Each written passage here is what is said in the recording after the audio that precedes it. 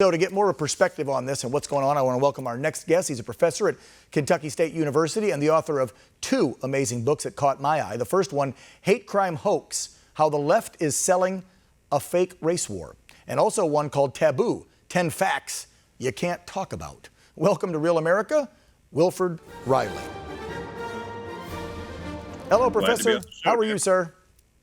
Doing pretty well. Glad to be here. So I started looking you up about a week or so ago, and then I reached out on Twitter, invited you on the show because I was impressed, I was shocked and stunned, but also felt very patriotic reading your posts, reading some synopsis on your books. You can't be very well liked by the left, I would think, with your outspoken opinion about this race war. Are you? Not really, although I also try to make the right angry as often as possible. One of my goals with the books is essentially just to tell the truth, as you mentioned. And yeah, we follow each other on Twitter. I'd recommend both of our accounts. But as you mentioned, the subtitle of one of the books is simply The Selling of a Fake Race War. And a big focus of that book is on how the modern conversation, especially the mass media, includes a lot of things that just aren't true about the frequency of police shooting, interracial crime, whether that's white on black, black on white. So I find myself in an odd position when I appear on television because I'm presenting controversial good news. No, you know what you're doing, and you shouldn't feel odd. You're providing truth and facts, which the mainstream media somehow and for some reason, and I know exactly why, and I've said it before on this show, they don't want to discuss because it's not good for ratings. And the bottom line is, before Donald J. Trump ran for president, a lot of those networks were hurting for viewership, which means they were hurting for revenue.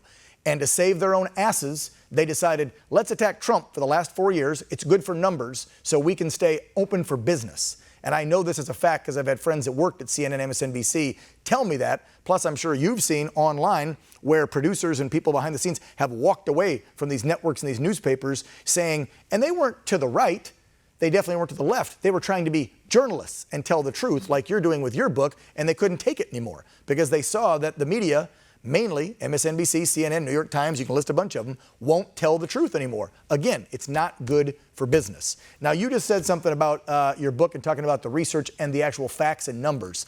So, Professor, lay it out there for people because we hear about this number, well, not enough, 41.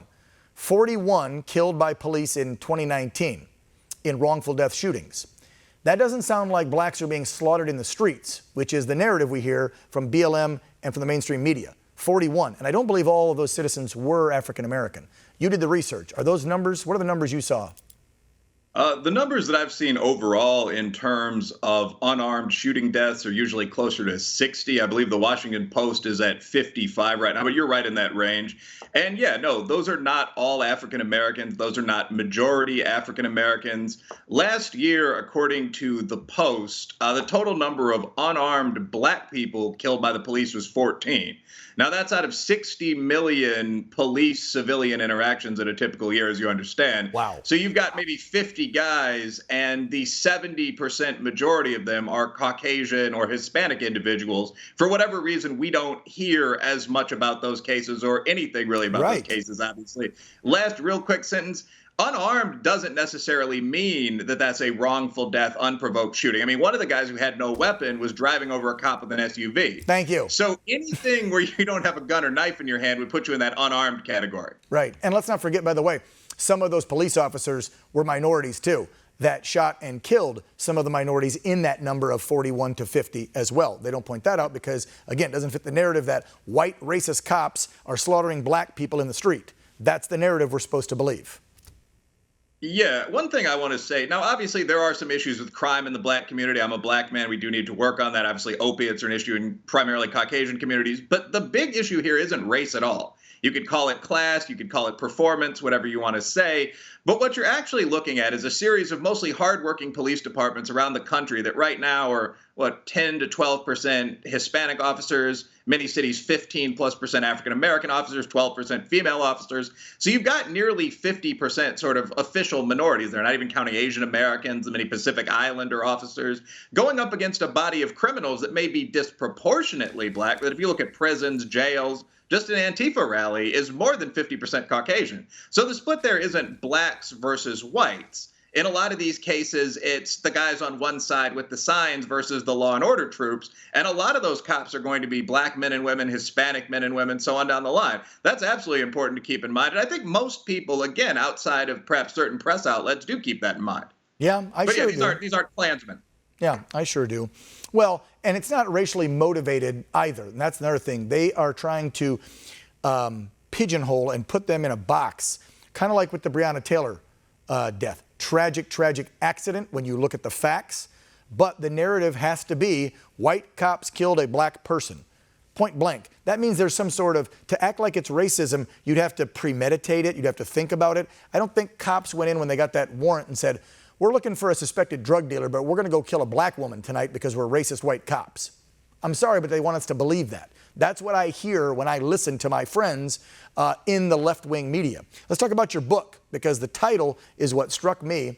If folks have not picked it up yet, I've seen it out there on stands. Tell them a little about the book and what they're going to experience if they read this. Well, there are two books. The first book, Hate Crime Hoax, simply looks at a phenomenon that I didn't think had really been explored at that research, collegiate, professorial level, which is simply the fact that very many of these high-profile hate crimes and hate incidents, and there is a distinction there, in the USA in recent years have turned out simply not to be real. Jussie Smollett, Juicy Smollett, as the legendary comic Dave Chappelle labeled him, Covington Catholic, Erica Thomas, more seriously, Yasmin Saweed, the torn hijab on the 6 train, the burning of Hopewell Baptist Church, Air Force Academy, where a general had to show up, speak against racism, Eastern Michigan, Duke lacrosse, going back to the original OG case. I remember all these, but you don't see them in the mainstream media at all, Professor. It's amazing. You're rattling all these off. And what's sad is they have done so much damage to folks in minority communities, black community, Asian community, Hispanic community. When there is a racial crime against someone, then people don't believe because they've created this problem, crying wolf. And it's interesting, you just brought up, what, 6 or 7 of those fake race-related hoaxes. And that's what they were. They were hoaxes.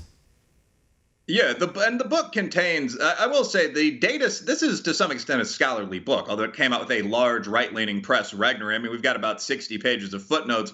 The data set that the book is based on is fully available if you simply email me or contact me on Twitter, Facebook, either in a friendly or challenging manner, and request that. So we had about 409 cases concentrated within the past 5 years that the book was based upon.